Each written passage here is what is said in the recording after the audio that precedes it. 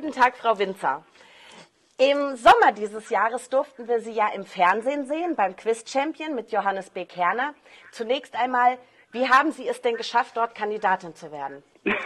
Ja, das kam für mich selber auch ein bisschen überraschend. Ich hatte im Fernsehen eine Sendung gesehen, ich glaube, das war im Januar.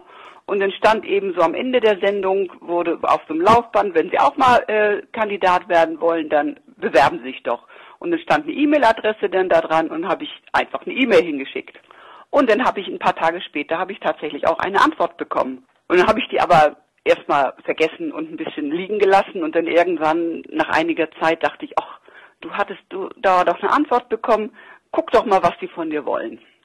Und dann musste ich einen Fragebogen ausfüllen, so mit persönlichen Daten, Interessen und was ich so mache und warum ich glaube, dass ich qualifiziert sei, eben beim Quiz-Champion teilzunehmen.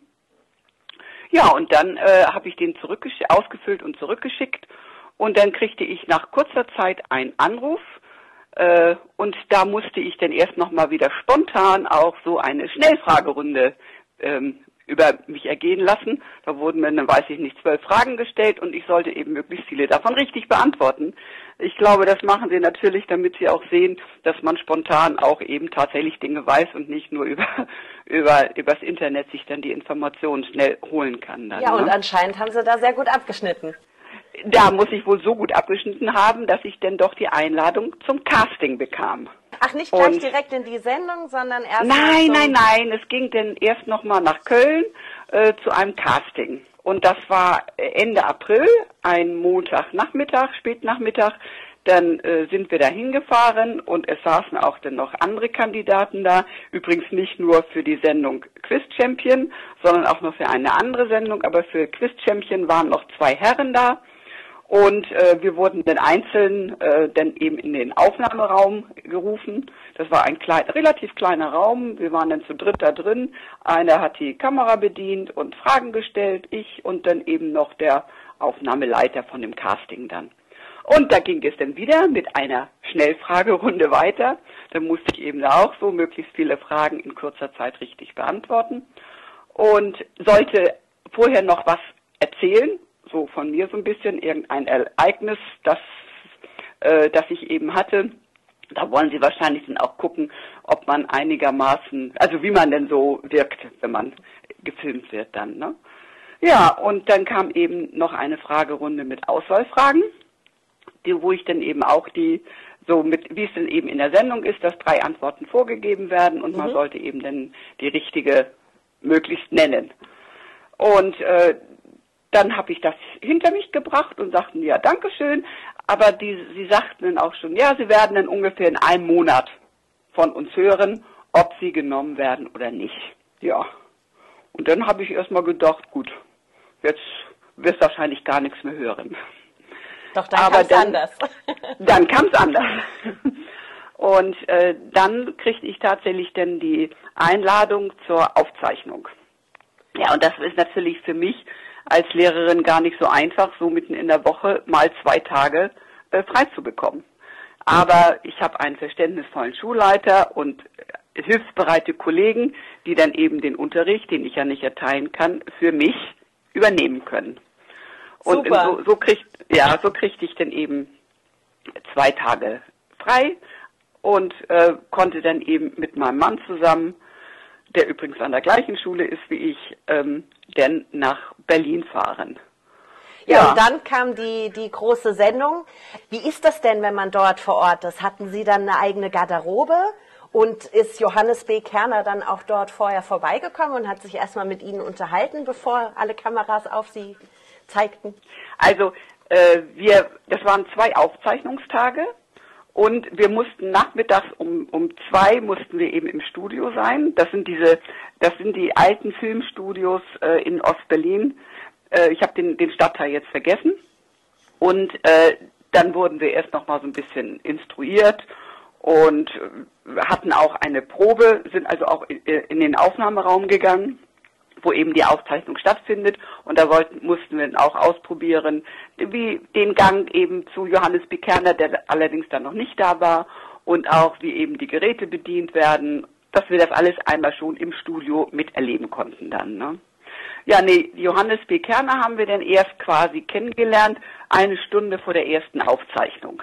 Da mussten wir eine Stunde, bevor es losging, saßen wir dann im Hintergrund, so verdeckt im Studio, und dann kam er dann auch und hat uns alle sehr freundlich begrüßt und uns viel Erfolg gewünscht. Also er war auch ein sehr, sehr verständnisvoller und unterstützender, also motivierender Moderator für uns dann. Ne? Und was uns natürlich auch da ganz brennend interessiert, es waren ja einige Promis vor Ort, Horst Lichter, Anna Thalbach, Marcel Reif in Ihrem Fall. Haben Sie die denn auch näher kennengelernt hinter den Kulissen? Also näher kennengelernt natürlich nicht. Die Frau Thalbach überhaupt nicht. Ich muss dazu sagen, es waren ja 2 Aufzeichnungstage, nämlich der Dienstagabend und der Mittwochabend. Und am Dienstag war ich so ein bisschen enttäuscht, dass ich noch nicht dran gekommen war. Aber diese Enttäuschung hat sich hinterher letztendlich als unbegründet erwiesen, denn am Mittwoch nach der Aufzeichnung, die auch deutlich länger ging, die ging von 7 bis um 11 Uhr, war nämlich anschließend eine After-Show-Party.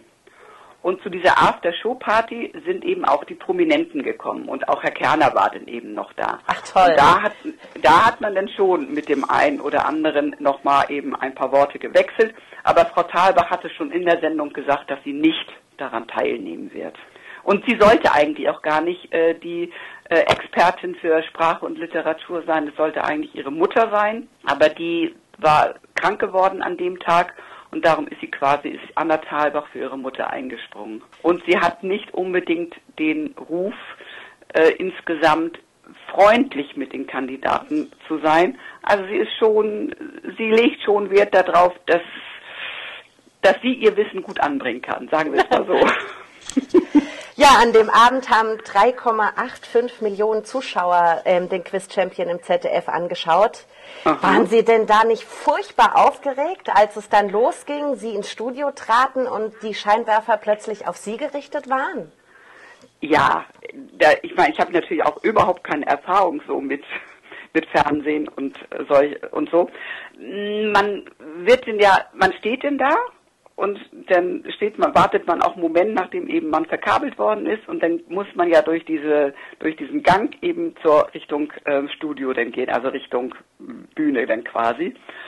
Und da stand ich dann schon und da schlug mir das Herz doch ganz schön kräftig. Aber ja, natürlich, ich war auch aufgeregt, aber es hielt sich denn doch, nachdem ich da war, einigermaßen, fand ich zumindest, in Grenzen. Es haben mir Leute gesagt, du warst sehr aufgeregt und andere Leute haben wieder gesagt, ach, so sehr aufgeregt warst du ja gar nicht. Also es hielt sich in Grenzen, sagen wir es mal so. Dann, ne? Also waren Sie sehr konzentriert auf die Fragen und das, was jetzt passieren wird? Ja, und ich hatte mir vorgenommen, also ich habe sowieso gesagt, gewinnen kann ich überhaupt nicht. Also dafür bin ich nicht gut genug. Und ich habe dann schon eben bei den anderen Kandidaten, nicht bei allen, aber bei vielen gemerkt, das sind halbe Quizprofis. Ne? Ja, wie Sie schon sagen, leider haben Sie es ja nicht geschafft, alle Experten zu schlagen und eben auch leider nicht die 100.000 Euro gewonnen. An welchen Experten und an welcher Frage sind Sie denn letztendlich gescheitert? Ich bin an Herrn Lichter gescheitert. Und zwar eine Frage, die ich eigentlich zur Hälfte hätte wissen können. Was macht man mit Gesächtem und Gesottenen? Und dann waren 3 Antwortmöglichkeiten da und ich habe die falschen ausgewählt. Und insofern ist es ein bisschen ärgerlich für mich gewesen, weil meine Mutter das Wort gesotten durchaus hin und wieder verwendet hat. Aber ich habe mir da irgendwie nie Gedanken drüber gemacht und sie ist natürlich jetzt auch schon länger tot, sodass es nicht mehr aktuell gewesen ist. Und darum habe ich da leider das Falsche eingegeben. Ist die Enttäuschung in dem Moment denn nicht riesig? Also Sie haben sich als wirklich gute Verliererin gezeigt, aber ganz ehrlich, als die Kameras weg sind, stampft man da nicht vor Wut mal auf den Boden und schreit vor Wut? Also ich habe das nicht getan, aber wahrscheinlich, weil ich schon mit dem Gedanken dahin gefahren bin, so olympisches Motto, dabei sein ist alles. Also ich hatte mich nicht darauf versteift, dass ich tatsächlich eben bis in die Endrunde komme, weil dazu, glaube ich, nicht nur viel Wissen, sondern auch noch viel Glück gehört. Und was ich im Nachhinein auch gesehen habe, als ich mir selber die Sendung angeguckt habe, währenddessen habe ich es nicht gemerkt, sowohl die Frau Thalbach als auch der Herr Lichter haben mir wenig Zeit zum Antworten gelassen. Die haben selber schnell eine Antwort gegeben und dann eben den Buzzer gedrückt, sodass ich dann nur noch 7 Sekunden Zeit hatte. Also ich muss auch sagen, wir haben Sie als wirklich sehr sympathisch und vor allen Dingen sehr souverän erlebt vor dem Fernseher. Was mich da noch interessieren würde, wie haben denn Ihre Schüler eigentlich darauf reagiert, dass die Lehrerinnen um den Titel zum Quiz-Champion kämpfen? Ja, die haben mich natürlich alle schon vorher angesprochen. Wir haben ja auch in der Schule diesen Einspieler gedreht. Und da waren natürlich einige Schüler bei. Es war natürlich schon letztendlich nach dem eigentlichen Schulschluss, aber bei uns sind ja auch viele Internatsschüler. Und sie hatten das dann teilweise mitbekommen und fanden das natürlich schon aufregend dann auch dann, ne? Und als ich dann dauerte das ja noch wieder 3 Wochen, bis es dann im Fernsehen tatsächlich ausgestrahlt wurde. Aber dann haben doch etliche mich da am nächsten Tag dann auch darauf, oder am Montag dann darauf angesprochen. Ja, Frau Winzer, wir haben Sie ja gesehen und klasse. Und manchmal ziehen Sie mich auch auf, so mit den Fragen aus der Schnellfragerunde, wo ich dann bei der einen zum Beispiel, als ich wusste, wo eben der Sieger vom Eurovision Song Contest herkommt und ich nicht sofort drauf kam, dann stellen Sie mir nochmal die Frage, ja, wo kommt der denn her? Also die haben es alle sehr positiv aufgenommen und haben auch gesagt, haben Sie aber gut gemacht. Ja, und wie ist es, wenn Sie jetzt im EN-Kreis unterwegs sind? Bzw. wurden Sie denn auf Ihre Teilnahme beim Quiz-Champion angesprochen? So beim Bäcker zum Beispiel. Nee, da bin ich nicht angesprochen worden. Aber ich bin kurz nach der Ausstrahlung, da fuhr ich dann mit dem Fahrrad von der Schule wieder nach Hause und dann war das auf einem Fahrradweg, wo auch dann eben Fußgänger waren und dann überholte ich da so ein paar Fußgänger und dann rief eine Frau hinter mir her, ich habe Sie doch neulich im Fernsehen gesehen. Ja, schön. Dann habe ich dann angehalten und dann habe ich gesagt, ja, und dann haben wir kurz miteinander gesprochen. Und interessanterweise, jetzt am Wochenende war ja Stadtfest in Ennepetal. Und da bin ich dann gewesen und da sprach mich dann auch eine Frau an, sagt sie habe ich doch im Fernsehen gesehen. So viel ist es nicht vorgekommen, aber immerhin. Ja, vielleicht traut sich auch nicht jeder, da was zu sagen und denkt sich's nur. Kann sein.